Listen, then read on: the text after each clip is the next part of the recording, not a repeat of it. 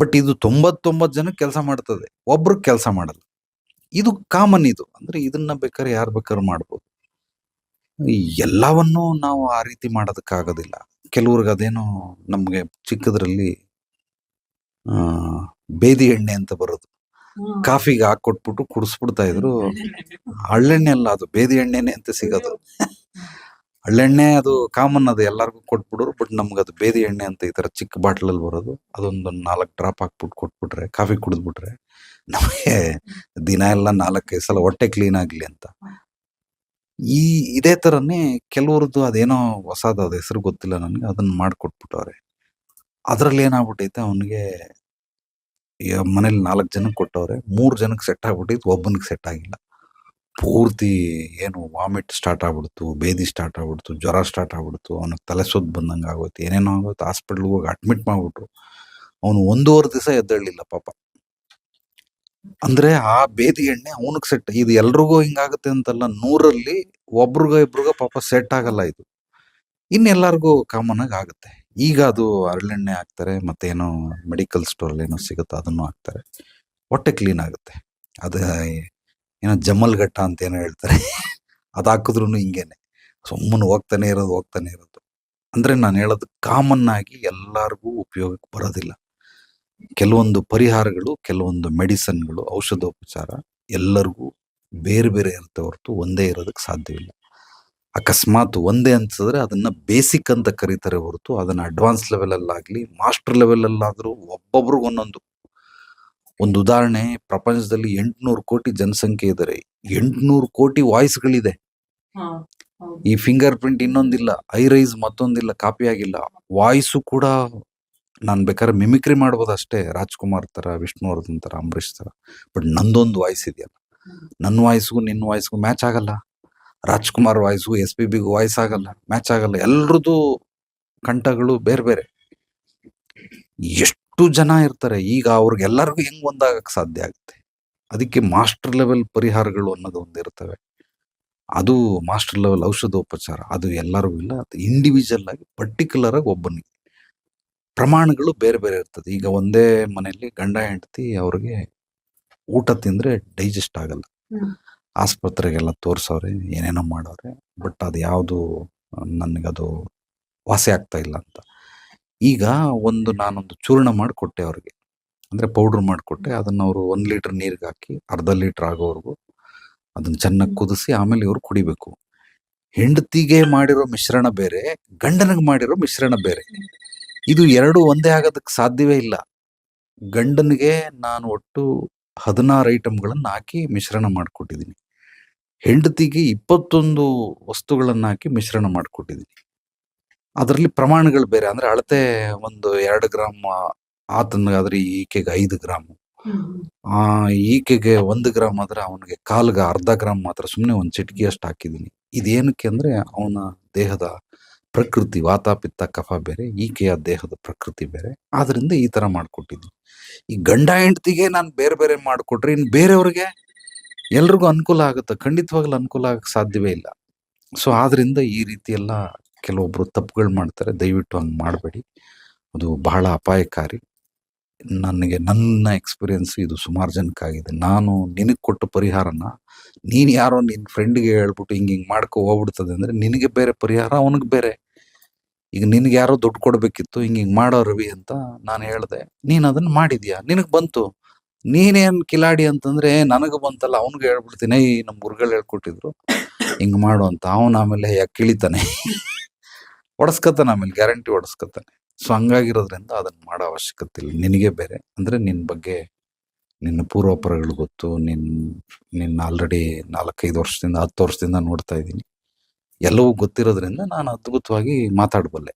ಅಂದ್ರೆ ನಿನ್ಗೆ ಏನೇ ಬೇಕಾದ್ರೆ ಹೇಳ್ಬಲ್ಲೆ. ಬಟ್ ನೀನ್ ಅವನಿಗೆ ಹೆಂಗ್ ಹೇಳ್ತೀಯ, ಅದು ಅವನಿಗೆ ವರ್ಕೌಟ್ ಆಗೋದಿಲ್ಲ. ಅವನದೇ ಬೇರೆ ಎನರ್ಜಿ, ನಿಂದೇ ಬೇರೆ ಎನರ್ಜಿ. ವಿಷಯ ಸಬ್ಜೆಕ್ಟ್ ಸೇಮ್ ಇರ್ಬೋದು. ನಿನ್ಗೆ ಯಾರೋ ದುಡ್ಡು ಕೊಟ್ಟಿಲ್ಲ, ಹಿಂಗ್ ಮಾಡು, ದುಡ್ಡು ಕೊಟ್ಟ. ಅವನಿಗೆ ಯಾರಿಗೋ ದುಡ್ಡು ಕೊಟ್ಟಿಲ್ಲ, ಅವನಿಗೆ ಹಿಂಗ್ ಮಾಡು ಅಂತ ನೀನ್ ಹೇಳಿದ್ರೆ ನಿನ್ಗೇನು ಅಧಿಕಾರ ಇಲ್ಲ, ನೀನ್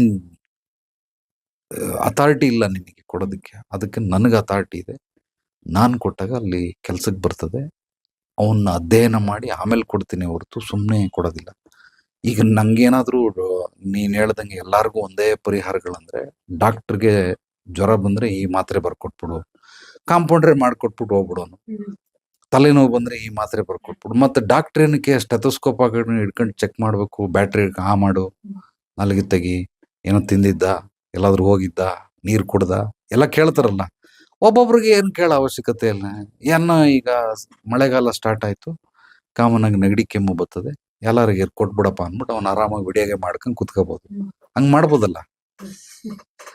ಒಬ್ಬೊಬ್ರಿಗೆ ಏನಕ್ಕೆ ಟೆಸ್ಟ್ ಮಾಡ್ಬೇಕು? ಹಂಗಾಗಿ ಈಗ ನನ್ನ ಹತ್ರ ಕುಂತ್ಕೊಂಡು ಎಲ್ಲಾರ್ಗು ಒಂದೇ, ಯಾರ್ಯಾರು ಸಾಲ ಮಾಡಿದಿರ ಅವ್ರೆಲ್ಲ ಸಾಲ ತೀರ್ಸೋದು ಹಿಂಗೆ.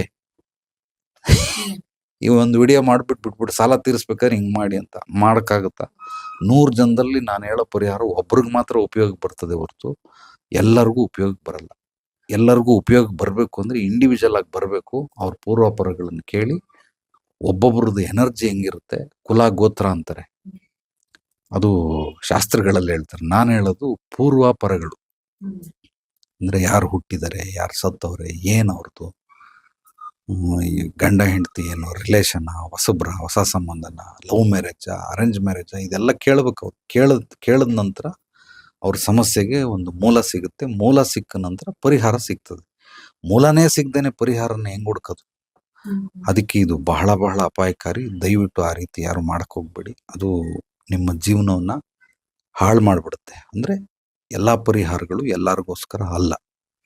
ಅದು ಪ್ರತಿಯೊಬ್ಬರಿಗೂ ಬೇರೆ ಬೇರೆ ಪರಿಹಾರಗಳು. ಒಂದು ಮನೇಲಿ 5 ಜನ ಇದ್ರೆ ಟಿಫನ್ ಮಾಡಿದ್ರೆ ಇಡ್ಲಿನ ಅನಿವಾರ್ಯ ಸ್ಥಿತಿಯಿಂದ ತಿಂತಾರೆ ಹೊರತು ಅವ್ರಿಗೆ ಇಡ್ಲಿ ಇಷ್ಟ ಇಲ್ಲ. ಅದಕ್ಕೆ ಈಗ ನಮ್ಮನೇಲಿ ಏನ್ ಮಾಡ್ತಾ ಇರೋ, ನಮ್ಮಮ್ಮ 7 ಜನ ಮಕ್ಕಳು ನಾವು, ಅದರಲ್ಲಿ 2 ವಿಕೆಟ್ ಇಲ್ಲ, ಡಮಾರ್, ಇನ್ನ 5 ವಿಕೆಟ್. 5 ವಿಕೆಟ್ ದಿನ ಅಪ್ಪ ಅಮ್ಮ 7 ಆಯ್ತು. ಸೋಮವಾರ ನಂದು, ಮಂಗಳವಾರ ನಮ್ಮ ಅಣ್ಣಂದು, ನಮ್ಮ ಅಕ್ಕನ ಬುಧವಾರ, ಆತರ. ಈಗ ಸೋಮವಾರ ನಾನು ಏನ್ ಹೇಳ್ತೀನಿ ಅದನ್ನ ಮಾಡಿದ್ರೆ ಅದ್ ನಾನ್ ತಿಂತೀನಿ. ಬಟ್ ಬೇರೆ ದಿವಸ ಅವ್ರು ಏನ್ ಹೇಳ್ತಾರೆ ಅದನ್ನ ಮಾಡ್ತಾರೆ. ಹಂಗಾಗಿರೋದ್ರಿಂದ ಒಂದೇ ಮನೇಲಿ ಇದ್ಕೊಂಡೇ ಬೇರೆ ಬೇರೆ ಆಗ್ತವೆ. ಇನ್ನ ನಮ್ಗೆ ನಾವ್ ಹೇಳ್ದಂಗೆ ನೀನ್ ಹೇಳ್ದಂಗೆ ಎಲ್ಲರಿಗೂ ಒಂದೇ, ಅದ್ ಹೆಂಗಾಗ್ಬಿಡ್ತದೆ? ಸಾಧ್ಯವೇ ಇಲ್ಲ. ಹಂಗಾಗಿ ಎಲ್ಲರೂ ತಿಳ್ಕೊಳ್ಬೇಕಾಗಿರೋದು, ಎಲ್ಲಾ ಪರಿಹಾರಗಳು ಎಲ್ಲರಿಗೋಸ್ಕರ ಅಲ್ಲ. ಪರ್ಟಿಕ್ಯುಲರ್ ಪರ್ಸನ್ಗೆ ಈ ಪರಿಹಾರ ಸೂಟ್ ಆಗುತ್ತೆ. ಅಥವಾ ಯಾರಿಗೋ 100ರಲ್ಲಿ ಒಬ್ರಿಗೋ ಇಬ್ರಿಗೋ ಇಲ್ಲ ಒಂದು 3-4 ಜನಕ್ಕೆ ಸೂಟ್ ಆಗ್ಬೋದು. ಬಟ್ 100ಕ್ಕೆ 100 ಜನಕ್ಕೂ ಸೂಟ್ ಆಗೋದಿಲ್ಲ. ಫಸ್ಟ್ ಪಾಯಿಂಟ್, ನನಗೆ ಎಷ್ಟೋ ಜನ ಕೇಳ್ತಾರೆ, ಈ ಸಮಸ್ಯೆಗೆ ಪರಿಹಾರ ಹೇಳಿ, ಈ ಸಮಸ್ಯೆ. ನೇರವಾಗಿ ಬನ್ನಿ, ಪರಿಹಾರ ಹೇಳ್ತೀನಿ. ಸೋಷಿಯಲ್ ಮೀಡಿಯಾದಲ್ಲಿ ನಾನು ಹೇಳೋದಿಲ್ಲ. ಸೋಷಿಯಲ್ ಮೀಡಿಯಾ ಇರೋದು ಜನರಲ್ ನಾಲೆಡ್ಜ್ಗೋಸ್ಕರ, ಅದನ್ನ ನಾನು ಕೊಡ್ತೀನಿ. ಈಗ ಈ ವಿಡಿಯೋ ಮಾಡ್ತಾ ಇರೋದು ಜನರಲ್ ನಾಲೆಡ್ಜ್ಗೋಸ್ಕರ. ಇದು ಎಲ್ರಿಗೂ ಉಪಯೋಗ ಬರ್ತದೆ. 100 ಜನ ನೋಡ್ತಾವ್ರ, 1000 ಜನ ನೋಡ್ತಾವ್ರ, 1,00,000 ಜನ ನೋಡ್ತಾವ್ರ, ಕೋಟಿ ಜನಕ್ಕೂ ಇದು ಉಪಯೋಗ ಬರ್ತದೆ. This is called general knowledge. ಅಂದ್ರೆ ಎಲ್ರಿಗೂ ಅನ್ವಯವಾಗುವಂಥದ್ದು. ಪರಿಹಾರಗಳು ಎಲ್ರಿಗೂ ಅನ್ವಯ ಆಗುವಂಥದ್ದು, ಎಲ್ರಿಗೂ ಬೇಕು. ಬಟ್ ಈ ಪರಿಹಾರ ಎಲ್ರಿಗೂ ಹೊಂದ್ಕೊಳ್ಳುತ್ತಾ ಅಂದ್ರೆ ಖಂಡಿತವಾಗ್ಲೂ ಹೊಂದ್ಕೊಳ್ಳೋದಿಲ್ಲ. ಆ ರೀತಿ ಸೋಷಿಯಲ್ ಮೀಡಿಯಾ ನೋಡ್ಕೊಂಡು ಮಾಡೋದು. ಕೆಲವರೆಲ್ಲ ಇದು ಸಣ್ಣ ಪುಟ್ಟದ್ ಬಿಟ್ಬಿಡು, ತಂತ್ರಗಳನ್ನು ಕಲಿತಾರೆ. ತಂತ್ರವಿದ್ಯೆ ಅಂತಿದೆ, ಯಂತ್ರ ಮಂತ್ರ ತಂತ್ರ. ಅದನ್ನ ಯೂಟ್ಯೂಬ್ ಅಲ್ಲಿ ನೋಡಿ, ಫೇಸ್ಬುಕ್ ಅಲ್ಲಿ ನೋಡಿ, ಯಾವ್ದೋ ಪುಸ್ತಕ ತಗೊಂಬಂದು ಅಧ್ಯಯನ ಮಾಡಿ, ಅವ್ರು ಏನೇನೋ ಮಾಡ್ಕೊಂಡು ಅವ್ರ ಜೀವನದಲ್ಲಿ ಏನೇನೋ ವಿಚಿತ್ರವಾಗಿ ನಡೆದು ಕೆಲವರು ಸತ್ತೇ ಹೋಗ್ಬಿಟ್ಟವ್ರೆ. ಅವ್ರು ಇಲ್ವೇ ಇಲ್ಲ, ಭೂಮಂಡಲದಲ್ಲೇ ಇಲ್ಲ. ಯಾಕೆಂದ್ರೆ ಅದು ABCD ಏನೂ ಗೊತ್ತಿಲ್ಲ ಅವ್ರಿಗೆ. ಹಂಗಾಗಿ ಆ ಥರದ್ದೆಲ್ಲ ದೊಡ್ಡದಕ್ಕೆಲ್ಲ ಕೈ ಹಾಕ್ಬಾರ್ದು. ಅದಕ್ಕೆ ನಾನು ಯಾರಿಗೂ ಕನ್ಫ್ಯೂಷನ್ ಆಗ್ಬಾರ್ದು. ಅಂದ್ರೆ ಸಣ್ಣದು, ಮಧ್ಯಮ ಗಾತ್ರದ್ದು, ದೊಡ್ಡದು, ಬೃಹದಾಕಾರ. ಈ ಸಣ್ಣದಕ್ಕೆ ಕೈ ಹಾಕಿ, ಮಧ್ಯಮ ಗಾತ್ರದ್ದು ಹಾಕ್ಬೇಡಿ. ಬಟ್ ಹಾಕಿದ್ರು ಅದೇನೋ ಹೆಚ್ಚು ಕಡಿಮೆ ಆದ್ರೂ ಅದು ಮತ್ತೆ ರಿಪೇರಿ ಮಾಡ್ಬೋದು. ಬಟ್ ದೊಡ್ಡದು, ಬೃಹದಾಕಾರಕ್ಕೆ ಕೈ ಹಾಕ್ಬಿಟ್ರೆ ಜೀವನ ಮುಗೀತಷ್ಟೇ. ಅಂದ್ರೆ ತಿರ್ಗಾ ಎದ್ದು ಬರೋದು 10 ವರ್ಷ ಆಗ್ಬೋದು, 20 ವರ್ಷ ಆಗ್ಬೋದು, 30 ವರ್ಷ ಆಗ್ಬೋದು, 50 ವರ್ಷನೂ ಆಗ್ಬೋದು, ಇಡೀ ಜನ್ಮ ಎಲ್ಲ ಹಿಡಿದು ಬಿಡ್ಬೋದು. ಅದಕ್ಕೆ ಅದನ್ನೆಲ್ಲ ನಾವು ಕೇಳಿದಿರ ಅದನ್ನೆಲ್ಲ ಮಾಡೋಂಥ ಅವಶ್ಯಕತೆ ಇಲ್ಲ. ಇವಾಗ ಯಾರಿಗೋ ಆಕೆಗೆ ಏನೋ ಪಾಪ ಎಲ್ರೂ ಮದುವೆ ಆಗ್ತಾರೆ, ಪ್ರೆಗ್ನೆಂಟ್ ಆಗ್ತಾರೆ. ಆ ಪರಿಹಾರನ ಅವನು ಏನೋ ಯಾರೋ ಹೇಳ್ದ ಅಂತ ಅಂದ್ಬಿಟ್ಟು ಮಾಡ್ಬಿಟ್ರೆ ಅದು ಖಂಡಿತವಾಗ್ಲೂ ಹೋಗ್ಬಿಡ್ತದೆ. ಎಲ್ಲರಿಗೂ ಅದು ಉಪಯೋಗಕ್ಕೆ ಬರೋದೇ ಇಲ್ಲ. ಇವಾಗ ನನ್ನ ನೈಜವಾಗಿ ನಡೆದಿರೋ ಘಟನೆ, ಎಲ್ಲೋ ಒಬ್ಬ ನಾಟಿ ಔಷಧಿ ಕೊಡ್ತಾವನೆ. ಅವನು ಏನ್ ಮಾಡ್ತಾನೆ, ಒಂದ್ ಡಬ್ಬ ಇಟ್ಕೊಂಡವನೆ. ನಾನು ನಾಟಿ ಔಷಧಿ ಮಾಡ್ತೀನಿ. ಒಂದ್ ಡಬ್ಬ ಇಟ್ಕೊಂಡು, ಒಂದ್ ದೊಡ್ಡದೊಂದು ಅಂಡೆ, ಅದ್ರಲ್ಲಿ ಒಂದಷ್ಟು ಪೌಡರ್ ಇಟ್ಕೊಂಡವನೆ.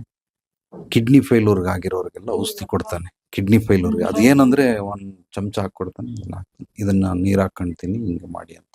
ಅಂದ್ರೆ ಎಲ್ಲರಿಗೂ ಅದೇ ಔಷಧಿ. ಖಂಡಿತವಾಗ್ಲೂ ಇದು ಕೆಲ್ಸಕ್ಕೆ ಬರಲ್ಲ. ಕಿಡ್ನಿಗೆ ಔಷಧಿ ಇದೆ, ನಾಟಿ ಆಯುರ್ವೇದದಲ್ಲಿ ಇದೆ, ಯೋಗಶಾಸ್ತ್ರದಲ್ಲಿದೆ, ಎಲ್ಲದರಲ್ಲೂ ಇದೆ. ಬಟ್ ಒಬ್ಬೊಬ್ರಿಗೆ ಬೇರೆ ಬೇರೆ. ಇವನ್ ಹಂಗಿಲ್ಲ, ಇಡೀ ಅಂಡೆ ಇಟ್ಬಿಟ್ಟು ಮಾಡ್ಬಿಟ್ಟವನಿ. ಒಬ್ಬ ಏನ್ ಮಾಡ್ದ, ಹೋದ ತಗೊಂಡ, ಅವನಿಗೆ ಸ್ವಲ್ಪ ಏನೋ ಹೆವಿ ಸುಸ್ತಾಗದ ಹಂಗೆ ಹಿಂಗಾಯ್ತು. ಆಮೇಲೆ ಇಲ್ಲ ಸ್ವಲ್ಪ ಜಾಸ್ತಿ ತಗೊಳ್ಳಿ ಅಂತ ಅಂದ್ಬಿಟ್ಟು ತಿರ್ಗಾ ಜಾಸ್ತಿ ತಗೊಂಡ, ಅವನ್ ಸತ್ತೇ ಹೋದ. 2018-19 ಅವನು ಹೋಗ್ಬಿಟ್ಟ, ಸತ್ತೋಗ್ಬಿಟ್ಟ. ಈಗ ಅದನ್ನ ಯಾರಿಗೆ ಹೊಣೆ, ಸತ್ತಿದ್ರೆ?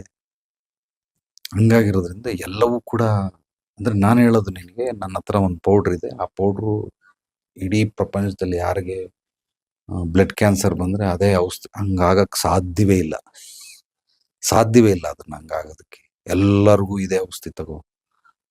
ನಿಂದು ಬೇರೆ ದೇಹದ ಪ್ರಕೃತಿ, ಅವಂದು ಬೇರೆ, ಪ್ರತಿಯೊಬ್ಬರದ್ದು ಬೇರೆ ಬೇರೆ.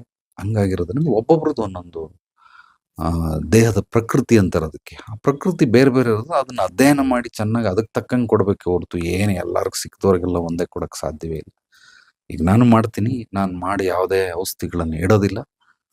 ಬೇಕಾದವ್ರಿಗೆ ಬಂದು ನೇರವಾಗಿ ಕುಂತು ಅವ್ರ ಪೂರ್ವಾಪರಗಳನ್ನು ತಿಳ್ಕೊಂಡು ದಿನಚರಿಗಳನ್ನ ಅಧ್ಯಯನ ಮಾಡಿ, ಅದಾದ ನಂತರ ನಿನಗೆ ನೋಡಪ್ಪ ಇಂಥದ್ದು ಇಂಥದ್ದು ಅಂತ ಕೊಡ್ತೀನಿ ಹೊರತು, ನಾನು ಹೇಳೋದಲ್ಲ, ಗಂಡ ಹೆಂಡತಿಗೆ ಬೇರೆ ಬೇರೆ ಕೊಡ್ತೀನಿ, ಇನ್ನು ಬೇರೆಯವ್ರಿಗೆಲ್ಲ ಅದನ್ನೇ ಕೊಡಕ್ಕಾಗುತ್ತ? ಒಂದನ್ನೇ ಸಾಧ್ಯವೇ ಇಲ್ಲ. ಸೊ ಹಂಗಾಗಿರೋದ್ರಿಂದ ಆ ಥರ ಮಾಡಬಾರ್ದು. ಅದನ್ನ ಜೋಪಾನವಾಗಿ ನೋಡಿಕೊಂಡು, ಯಾರಾದರೂ ತಿಳಿದವ್ರ ಬಳಿ ಕೇಳ್ಕೊಂಡು, ಸೊ ಕ್ರಾಸ್ ಚೆಕ್ ಅಂತ ಹೇಳ್ತಾರೆ, ಆ ಥರ ಒಂದು 2-3 ಕ್ರಾಸ್ ಚೆಕ್ ಮಾಡಬೇಕೆ ಹೊರತು ಇಂಥವನ್ನೆಲ್ಲ ಆ ಥರ ಎಲ್ಲ ಸುಲಭವಾಗಿ ಸಿಕ್ಕಿದ್ದು ಅಂತ ಅಂದ್ಬಿಟ್ಟು ಪುಕ್ಸಟ್ಟೆ ಗಂಡ ಹೊಟ್ಟೆ ತುಂಬೋಂಡ ಅಂದಂಗೆ ಅದು ಉಪಯೋಗ ಬರಲ್ಲ. Okay, welcome.